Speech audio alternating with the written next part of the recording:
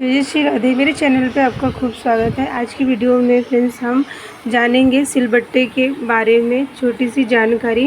और फ्रेंड्स, अगर आपके घर में सिलबट्टा है तो उसे आप समय समय पे ज़रूर से इस्तेमाल करें। कहते हैं कि अगर हम समय समय पे इसका इस्तेमाल करते हैं तो इससे ना इनकी जो ऊर्जा होती है वो चार्ज होती रहती है और इसे अपने घर में हमें ला के रखना नहीं होता, क्योंकि जो पहले का समय था उसमें सभी लोग सिलबट्टे पे ही जो है चटनी और दालें जो होती थी वो पीसा जाता था। जैसे हमारे घर में नई दुल्हन आती है तो उनसे कहते हैं कि रसोई घर में जो सिलबट्टा होता था उस पर सबसे पहले हल्दी पिसवाई जाती थी। इससे ना बहुत शुभ माना जाता है।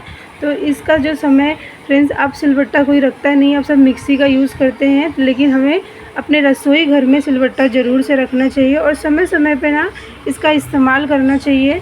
क्योंकि जो जैसे झाड़ू की हम इतनी पूजन करते हैं, झाड़ू को हम माँ लक्ष्मी का स्वरूप समझते हैं ना, उसी तरह से सिलबट्टा भी माता लक्ष्मी का ही स्वरूप बताया गया है। क्योंकि कहते हैं कि जो माता लक्ष्मी है ये झाड़ू पे खड़ी होती हैं, जो सूप होता है जिससे अनाज साफ़ करते हैं उस पे वो बैठती हैं और सिलबट्टे पे वो आराम करती हैं, जैसे लेटना कहता है।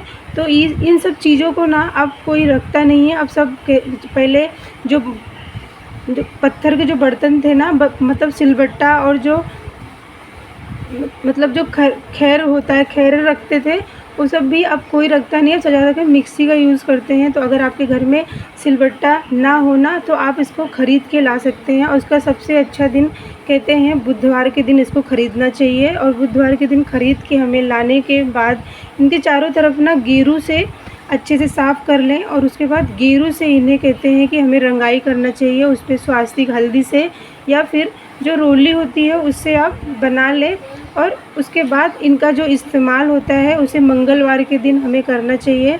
क्योंकि जो बुध ग्रह है ना, उसे जो पत्थर का बुध ग्रह से संबंधित है, तो इसीलिए कहा जाता है कि बुधवार के दिन ये सब जो पत्थर की चीज़ें खरीदने से कहते हैं कि इसे बहुत शुभ माना जाता है। और इसका इस्तेमाल हमें मंगलवार के दिन से करना चाहिए। मंगलवार के दिन आप इस पर ना जो हरी धनिया होती है उसकी चटनी बना सकते हैं। और उसके बाद इसका इस्तेमाल आप समय समय पे जब करते रहेंगे, जब माता लक्ष्मी के लिए आप कोई जैसे आलता होता है जो छापा मारने के लिए होता है, ऐपन बोलते हैं, उसका भी हमें पीसना चाहिए। हल्दी और चावल मिला के हम जब पीसते हैं तो इसे कहते हैं कि जब हम इन सब चीज़ों का हम इस्तेमाल पीसने के लिए करते हैं ना, तो इससे ना कहते हैं कि वो चार्ज हो जाता है, उनमें एक शुभता आती है। तो ये बहुत शुभ माने गए हैं। और फ्रेंड्स, इसको ना आप जब इस्तेमाल कर लेते हैं तो आपको ना इनको लेटा के नहीं रखना चाहिए।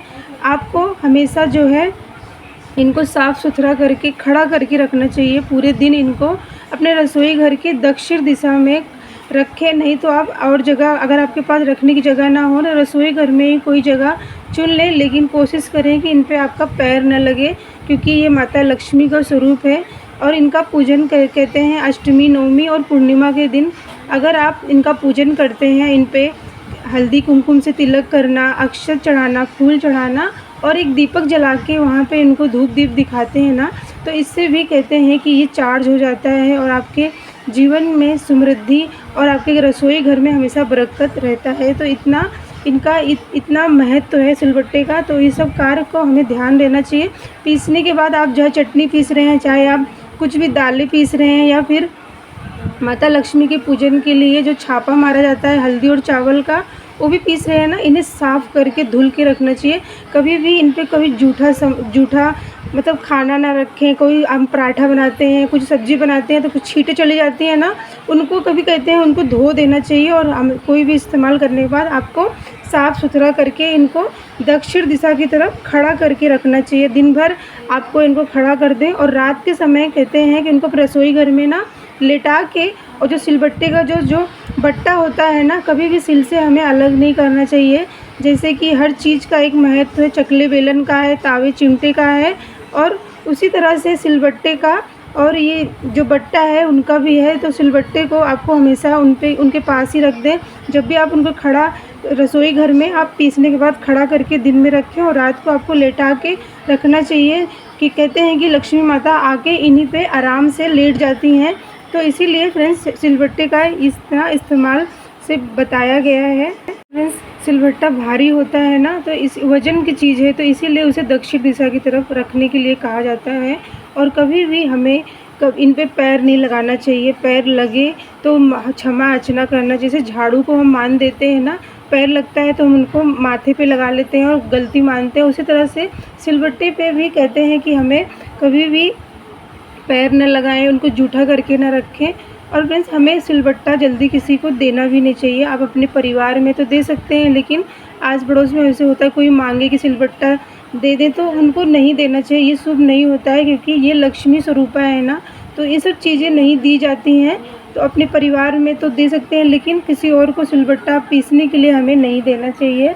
और समय समय पे इनका जो है कहते हैं कि हमें अष्टमी, नवमी और पूर्णिमा के दिन इनका ज़रूर से पूजा करना चाहिए अपने रसोई घर में। ये सब चीज़ें रखना बहुत ही बरकत और बहुत समृद्धिवान है।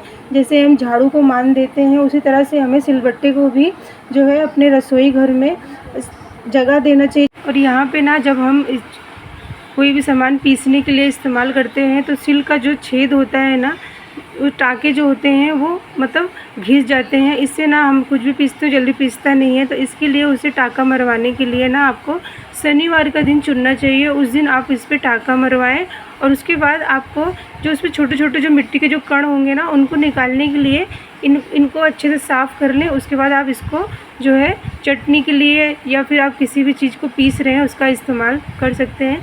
तो फ्रेंड्स, यहाँ पे मैंने आपको जो छोटी सी जानकारी दी है, तो अगर आपको अच्छी लगी तो आप मेरी वीडियो को लाइक ज़रूर से करें। और किसी को अगर शेयर करने के लिए लगता है कि शेयर करें तो उसको शेयर भी कर सकते हैं। और मेरे चैनल को सब्सक्राइब कर लें, ताकि मैं जब भी कोई वीडियो डालूं तो आप तक सबसे पहले पहुंचे।